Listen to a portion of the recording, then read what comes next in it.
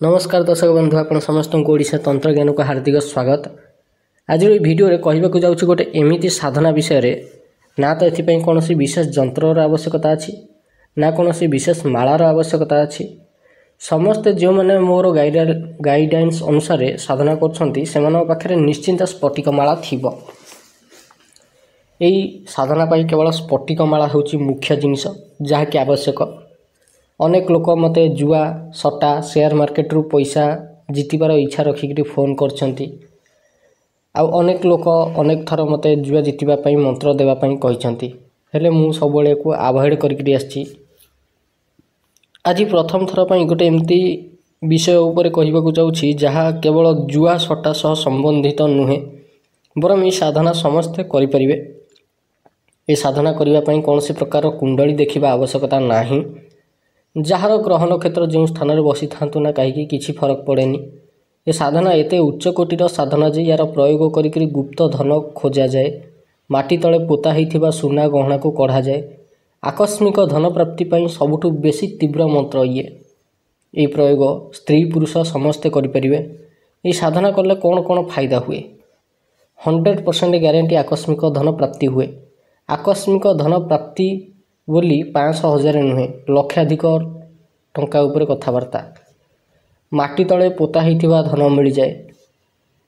स्वप्न रे आसिक मंत्रर देवता कान स्थान कही दियंती किंबा को जगार माटी तले धन पोता होती सुना गहना पोता होती किए पोतीची सेठी से लोक क्यों क्यों शक्ति को जगेई आ से जिनिस को केमिति बाहर करा जीवो सबू कहीदिए।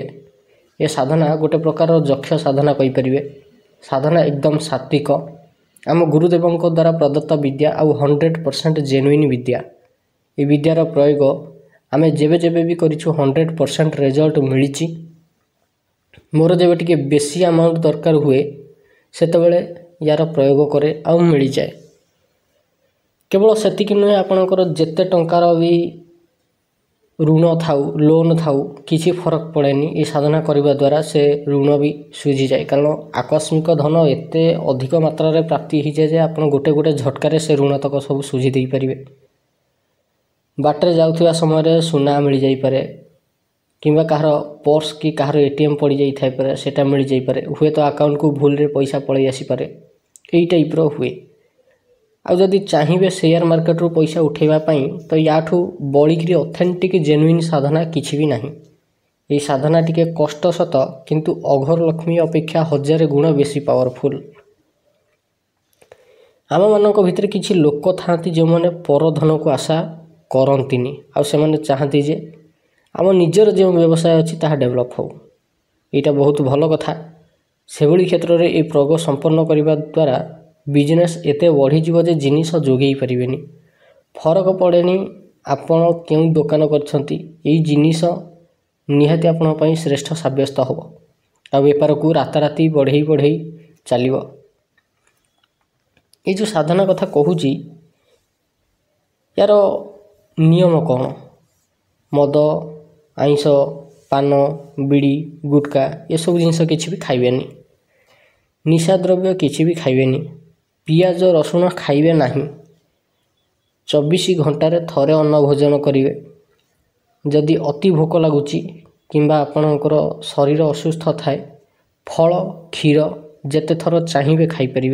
गोटे सुस्थ लोक जेते थर चाहिए फल आउ क्षीर खाईपर। जदि अति भोक हुए तेबे पणा करके भी पी पारे। नख केश काटबेनी साधना जे पर्यंत चली माने जेते दिन पर्यंत साधना करेंगे ये सब खाइबेनी कि नख केश काटबेनी। या छाड़िले आउ विशेष किसी नीति नियम यार नहीं। केमिति करेंगे ये साधना जेहेतु यक्ष साधना एणु राति करा जाए। राति 12 समय ओस्त गछ मूले उत्तर दिग को मुह कर बसवे आ सामने धूप दीप लगे स्फटिक माला धरिकी मंत्र जप करेंगे। एथिरे ना तो पूजार आवश्यकता अच्छी ना तो कौन प्रकार न्यासर आवश्यकता अच्छी। आवश्यक अच्छी तो केवल श्रद्धा विश्वास आउ परिश्रम। हाँ आउ गोटे कथा मन रखिए ये साधना करने पूर्व देह कीलन आउ दिग्बंधन तथा आसन बंधन करदे। जदि ସମ୍ଭବ ହୁଏ ସୁରକ୍ଷା ଘେରା ମଧ୍ୟ ଟାଣିଦେବେ, କାରଣ ରାତି 12 ସମୟରେ ଓସ୍ତ ଗଛ ଉପରେ ଅନେକ ପ୍ରକାରର ଶକ୍ତି ବାସ କରନ୍ତି। ଯଦି ଆପଣଙ୍କୁ ଭୟ ଲାଗୁଛି ଓସ୍ତ ଗଛ ତଳେ ବସିକିରି ଏହି ସାଧନା କରିବା ପାଇଁ, ତେବେ 21ଟି ଓସ୍ତପତ୍ର ଦିନ ବେଳେ ଛିଣ୍ଡେଇକିରି ନେଇ ଆସିବେ। ରାତିରେ ଗୋଟେ ସେପାରେଟ୍ ରୁମ୍ ଥିବ, ସେ ଘରେ ଏହି ସାଧନା କରିବେ। ସେଇ ଘରେ ଆସନ ଉପରେ ଓସ୍ତପତ୍ର ବିଛେଇ ତା ଉପରେ ବସିକିରି ମନ୍ତ୍ର ଜପ କରିପାରିବେ। କିନ୍ତୁ ଘରେ ଯଦି କରିବେ ସେ ରୁମ୍ ଭିତରକୁ ଅନ୍ୟ କେହି ଯେପରି ନ ଯିବେ ସେଇଟା ଧ୍ୟାନ ଦେବା ଉଚିତ, ଯେତିକି ଦିନ ପର୍ଯ୍ୟନ୍ତ ସାଧନା ଚାଲିବ। ସାଧାରଣତଃ ଏଇ ଯେଉଁ ସାଧନା କଥା କହୁଛି, ଇଏ ହେଉଛି 41 ଦିନର ସାଧନା। ଏ ସାଧନା ସଂକ୍ରାନ୍ତି ରାତିରେ ନଚେତ ଅମାବାସ୍ୟାର ରାତିରୁ ଆରମ୍ଭ କରାଯାଏ। ଅମାବାସ୍ୟା ଯଦି ମଙ୍ଗଳବାର କିମ୍ବା ଶନିବାର ପଡ଼େ ତେବେ ସବୁଠୁ ବେଷ୍ଟ। ନାଇଁ ତ ସଂକ୍ରାନ୍ତି ଯଦି ମଙ୍ଗଳବାର ଶନିବାର ପଡ଼େ ତେବେ ବି ଏ ସାଧନା ପାଇଁ ବେଷ୍ଟ ସମୟ। ମନେକର ଆଜି ଦିନଟା, ଆଜି ବର୍ତ୍ତମାନ ସଂକ୍ରାନ୍ତି ଚାଲିଛି, ଆଜି ରାତି ଯେତେବେଳେ 12 ହେବ, 12 ସମୟରେ ହିଁ ମନ୍ତ୍ର ଜପ ଆରମ୍ଭ ହେବ। ତେବେ କେମିତି କରିବେ ସାଧନା?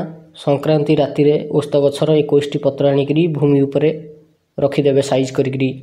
ତା ଉପରେ ଯେକୌଣସି ରଙ୍ଗର ହେଉ ଆସନ ବିଛେଇ ଦେବେ। ଆସନ ଉପରେ ଉତ୍ତର ଦିଗକୁ ମୁହଁ କରିକିରି ବସିବେ। ଯେକୌଣସି ରଙ୍ଗର ଆପଣ ବସ୍ତ୍ର ବ୍ୟବହାର କରିପାରନ୍ତି, କେବଳ କଳାକୁ ଛାଡ଼ିକିରି। ସାମ୍ନାରେ ଧୂପ ଦୀପ ଜଳାଇ ଦେବେ। ଦୀପ ରାଶି ତେଲ କିମ୍ବା ଗୁଆ ଘିଅର ହେଲେ ସର୍ବୋତ୍ତମ। ସ୍ଫଟିକ ମାଳାଟିକୁ ଧରିକିରି ଯେଉଁ ମନ୍ତ୍ର ଡେସ୍କ୍ରିପସନରେ ଦେଇଛି ସେଟାକୁ 11,000 ଥର ଜପ କରିବେ, ଅର୍ଥାତ୍ 102 ମାଳା ମନ୍ତ୍ର ଜପ କରିବେ। ସମାନ ପ୍ରୋସେସ୍ରେ 41 ଦିନ ପର୍ଯ୍ୟନ୍ତ ସାଧନା କରିବେ। ବିଶ୍ୱାସ କରନ୍ତୁ 41 ଦିନ ଭିତରେ ଯେତେ ଦରକାର ତାଠାରୁ ଯଥେଷ୍ଟ ଅଧିକ ଆକସ୍ମିକ ଧନପ୍ରାପ୍ତି ହେବ ହିଁ ହେବ। 41ତମ ଦିବସ ଯେବେ ଯକ୍ଷ ସାମ୍ନାରେ ପ୍ରକଟ ହେବେ, ସେତେବେଳେ ଭୟ ନ କରିକି ଡାଇରେକ୍ଟ ଯାହା ଇଚ୍ଛା ଅଛି, ଯେତେ ଆବଶ୍ୟକତା ଅଛି ସେତେ ମାଗି ନେବେ। ଏତିକି କରିବା ଦ୍ୱାରା ହିଁ ଯକ୍ଷ ଯେତିକି ମାଗିବେ ତାଠାରୁ 10 ଗୁଣା ଅଧିକ ଦେବେ। ଯଦି ସାମ୍ନାରେ ଯକ୍ଷ ପ୍ରକଟ ବି ନ ହୁଅନ୍ତି ତେବେ ବି ଅଫସୋସ କରିବାର କିଛି କଥା ନାହିଁ, କି ମନ ଦୁଃଖ କରିବାର କିଛି କଥା ନାହିଁ। ମନ୍ତ୍ର 100% ସିଦ୍ଧ ହେଇଛି, ଏଇଟା ଭାବିବା ବି ଆବଶ୍ୟକତା କିଛି ନାହିଁ। ମନ୍ତ୍ର 100% ସିଦ୍ଧ ହେବ। ସ୍ୱପ୍ନରେ ଯେଉଁଠି ମାଟି ତଳେ ପୋତା ହେଇଥିବ ଧନ, ସେ ସ୍ଥାନର ସନ୍ଧାନ ଯକ୍ଷ ଦେବେ। ସେ ସ୍ଥାନକୁ ଯାଇକରି ଖୋଜିବାକୁ ପଡ଼ିବ। ଯେଉଁ ଯେଉଁ ବିଧି ସେ କହିଥିବେ ସେଇ ବିଧିକୁ ଆପଣେଇ ମାଟି ତଳୁ ସୁନା ଗହଣା ଯାହା ଥିବ ବାହାର କରିନେବେ। କିନ୍ତୁ ଗୋଟେ କଥା ମନେ ରଖିବେ ଯେ ମାଟି ତଳୁ ଯଦି ସୁନା ଗହଣା ବାହାରେ, ତା ଉପରେ ଭାରତ ସରକାରଙ୍କର ଅଧିକାର ଅଛି, ଆଉ ସେଇଟା ହିଁ ସର୍ବୋତ୍ତମ। ଏଣୁ ଦେଖି ଚାହିଁକିରି କାମ କରିବେ, ଯେମିତି ଅନ୍ୟ କେହି ଏକଥା ନ ଜାଣିବେ। ଯଦି ଆପଣ ଚାହାନ୍ତି ଭାରତ ସରକାରଙ୍କୁ ଜଣେଇକିରି ଜିନିଷ ଦେଇଦେଲେ, ସରକାର ତା'ର 30% ସେୟାର ଯିଏ କାଢ଼ିଛି ତାକୁ ଦେଇଦିଅନ୍ତି। ନଚେତ ଯଦି ବି ବାହାର କରିଦେଲେ ତେବେ ମନେ ପକାଇକି ଯେଉଁ ସ୍ଥାନରୁ ବାହାର କରିଥିବେ ସେ ଗ୍ରାମର ଗ୍ରାମ ଦେବତା କି ଗ୍ରାମ ଦେବୀଙ୍କୁ କିଛି ଭାଗ ଦେଇଦେବେ। ଆଉ କିଛି ଭାଗ ନିଜର ଗ୍ରାମ ଦେବୀ ଦେବତାଙ୍କୁ ଦେଇଦେବେ।